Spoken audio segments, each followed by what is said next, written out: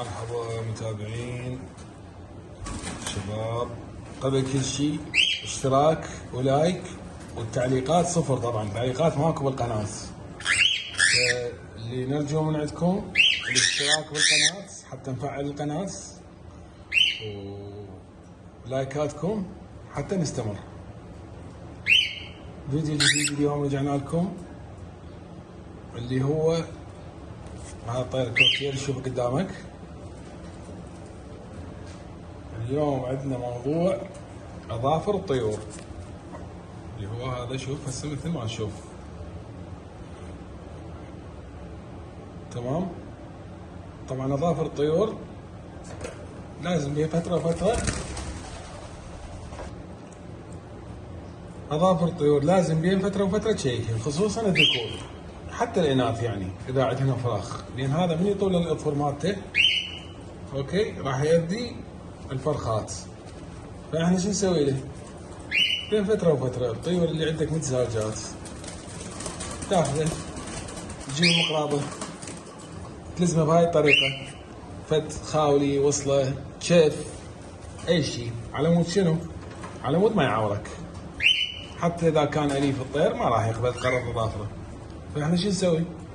نلزمه بوصله او خاولي على مود ما يعض، تمام. غطي راسه بهاي الطريقه، تلزم رجله، تمام. تلزم رجله بهاي الطريقه، تاخذ الاظفر شوف من الطرف، جاي شوف شلون تقص بس الاطراف مالته. هسه هذا واحد ينقص عندنا، نجي ناخذ الاظفر الثاني،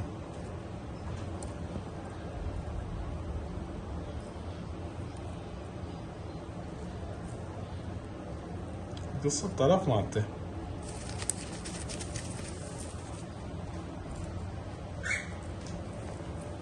ناخذ باقي الاظافر واحد واحد، نقص اطرافهم.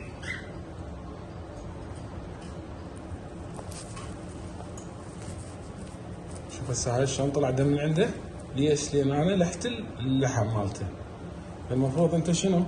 تاخذ الطرف تقص بس الطرف مالته، ما تلوح اللحم، يعني بس تلوح اللحم يطلع دم. يعني اكو مثل الشريان يصير بالاظافر، فالمفروض هذا ما توصل له، بس هو ما انطاني مجال حتى اقص الاظافير عدل، تمام. شوف هسه مثل ما واضح قدامكم، قصينا اظافيره. هذا الاظفر انقص، هذا الاظفر بقى الاظفر الاخير نحاول نقصه يعني حتى لا يتاخر الطير. عندنا نقص الطرف بهاي الطريقه. هسه قصينا رجل، نجي نرجع للرجل الثانيه، ناخذ الرجل الثانيه بهاي الطريقه،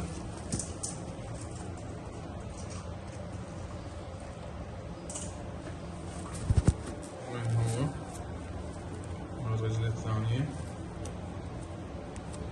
رجلك مرة خستك شوي، ناخذ رجله بالضبط. طبعا هو داخل الخاولي راسه على مود ما يعضك، قلم اظافيره، تمام.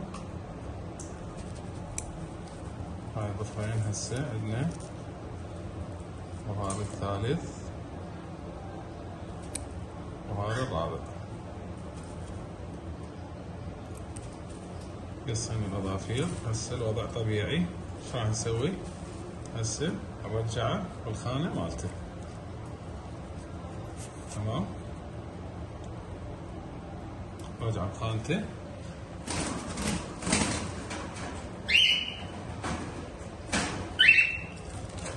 ليش؟ حتى شنو؟ بالتزاوج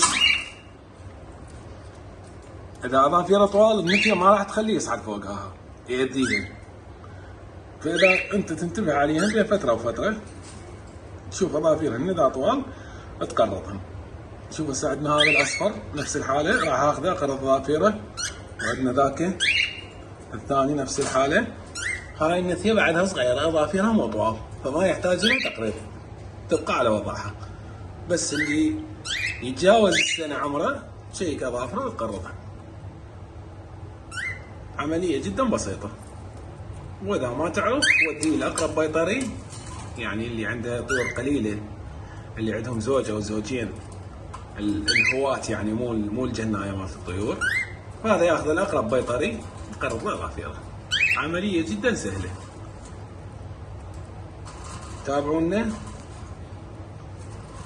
ولا تنسون الاشتراك بالقناة. تحياتي.